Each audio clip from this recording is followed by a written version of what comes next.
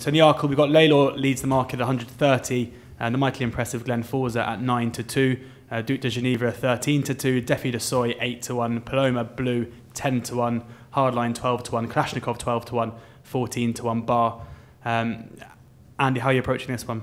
Well, I think the first thing to say, we've got 24 at the moment declared. Yeah, it's going to cut up. I think we're going to get pretty much sure a small field again. Yeah. Maybe 6, 7, 8 again. Unfortunately, a lot of horses are going to be elsewhere. Another thing to say, they're going to go pretty strong gallop, I'd suggest here. If they do run Articulum, he's a strong front runner. Ornea, Henry de Broment's horse, we know he goes off fairly sharpish. Us and them as well. Us and them. Knocking house. He doesn't hold back. So you're going to need something that's probably just going to be ride a little bit more circumspectly. And that's an interesting dilemma, I think, for Glen Forza and his pilot, because he normally, or has been at his best when he's made the running himself. He doesn't necessarily have to lead. It's not in tablets of stone with him, because he didn't make the run in the day when he won at Chepstow. If he were mine, I'd look at the race and say, right, okay, we've got a good opportunity here just to slipstream this strong pace. Don't get involved in the early gallop. We know he stays 2.5 because he's won at 2.5 at Chepstow and of course at Kempton. And what he has got, Glen Forza, is an amazing cruising speed. I've clocked this horse doing some unbelievable figures. The day when he won at Sandown last time out, he was visually impressive. Obviously, battered Kalashnikov. And it might have only been a 3-runner race, but his numbers compared to the older handicap, won by not another muddle, were absolutely astonishing. I mean, he was like 25 lengths quick. If you do the 2 races split screen and you watch where Glen Forza has gone past the line, you see where not another muddle is. It's quite amazing. And he was doing it all in hand without being seriously pushed. He's a seriously good horse, Glen Forza. And I think he's kind of like gone under the radar a bit because connections, or let's say the general public, thought he was going to run in the Close Brothers. Yeah. You know, he's the same connections as Mr. Whittaker. We could all see the patterns he was taking. He was going to get a mark and get in the Close Brothers off 140 and dot up in that. But I've got a close friend that knows the yard quite well, and he told me before the Cheltenham race, I think I told the lads in the office, that he was not going to run in that trials race, in the 2.5 mile race, and he was going to run in a 2 mile race, and when they're going to train him for the Arkle. No one told me, Andy. I don't. Was he 40s that morning? He was 40 to 1. The stable lad at Shannon's backed him in Corals and Esher that morning. That's it, yeah. I told your son actually. Yeah, he didn't tell me. He didn't tell me either. Kept that to himself. I know he's on as well. So yeah. He was quite happy when Lariche Ball came out as well. Yeah. the stars have all aligned for Glen Forza. Yeah. He's beaten Kalashnikov, forcing connections maybe of Kalashnikov to go elsewhere. And he's just got so much in his favour. The only thing we don't know is whether he goes around Cheltenham. 1 or 2 of the other horses have got Cheltenham form. But he's a serious piece of kit, this Glen Forza. Like I say, he can be ridden either way. He's not a natural. He doesn't, like I say, he doesn't have to lead. If you're on a fancy prices, I think you're in a good position. I think he's one of the most likely winners. Layla, I think he's very much ground dependent. Yes, he has won on soft ground. We know that, but he's got one piece of form on good ground to suggest he's a top class Grade 1 horse, and that was when he won at Cheltenham, beat Dynamite Dollars, Defi de Soy, bolted up that day. He went to Sandown and he got thrashed by Dynamite Dollars again, who turned the form around, and Ornea. Yeah. Maybe it might have been a right-handed thing. He might not have been as well as he was at Cheltenham first time out.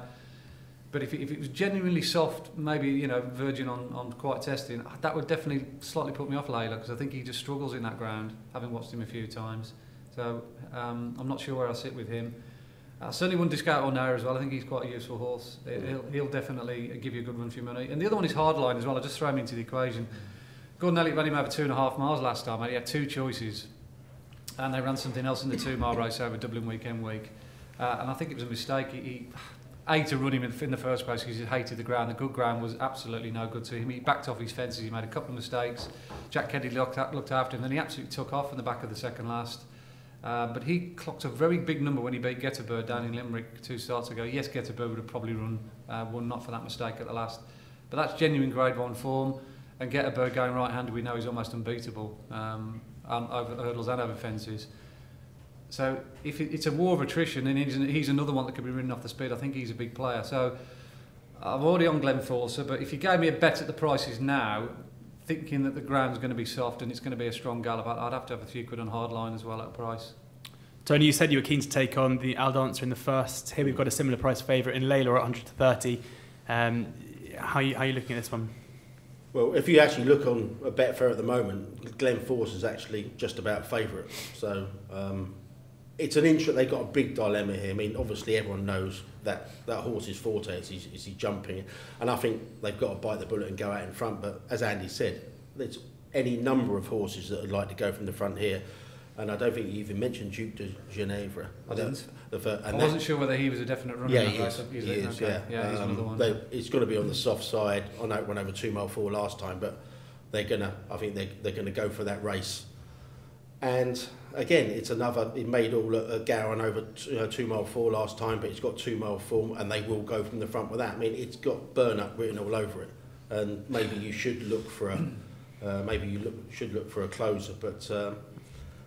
I think all the value's been sucked out of it. Amazingly, I thought anyway. I didn't quite get the 40s, but Glenforce was still 10s in the immediate aftermath of that win last time, and I managed to get a little bit of that and a little bit of 9s, and I'm very happy with that. But I am worried about the pace setup in the race.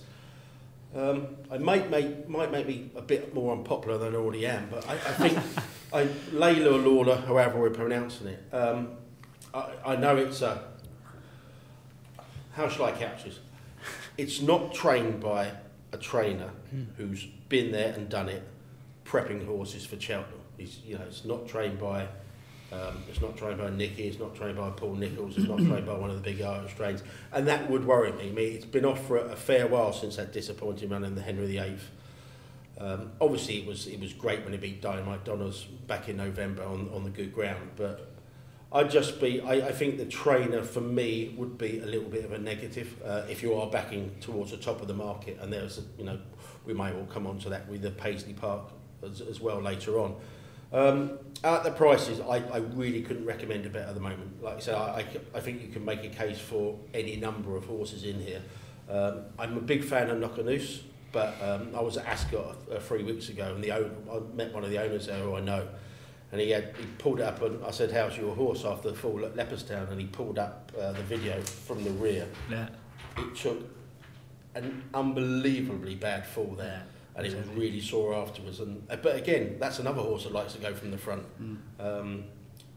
I think for me, the most likely winner is Glenforce, but I think the value's been sucked out of him at 4s and 9 to 2. I can't see a bet in the race at the moment. You'd be kind of disgusted if somebody has won an Arkle.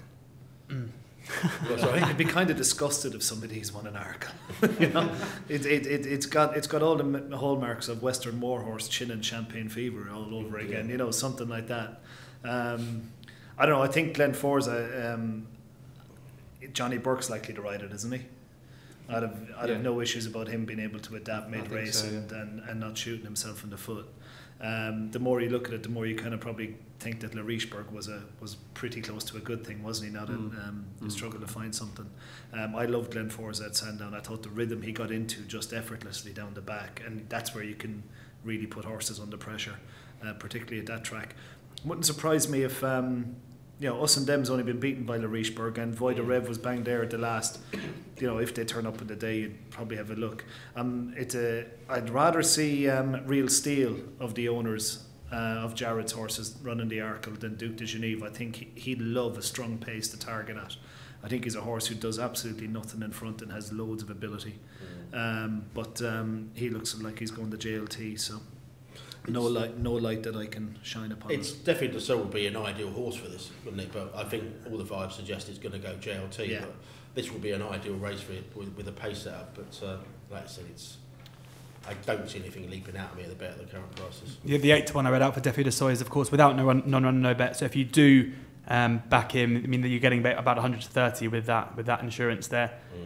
Just a quick word on Camellia de Cotte, who is still entered into the race, Joe. Yeah, she's entered here, and she's entered in the JLT in one of the handicaps on the Friday, the Grand Annual. I think, given the likely makeup of the race and the way it's going to look, she's a mare that likes to get her own way, like most mares. So we might be leaning more toward the JLT, I think, than anything else. She's been given a £3 higher mark than in England than she was in Ireland, which I guess isn't too bad, but she'll get the £7 in the grade 1 that she wouldn't get in the handicap. So no decision's been made yet, but I would have thought that we'd be leaning more towards the JLT than the Arkle at this stage. Okay, and the two horses you mentioned there, Us and Them is 20 to 1 best price, and that's with Hills, Boyle Sports and Sky Bet, and Voix de Rêve is 28 to 1 with William Hill.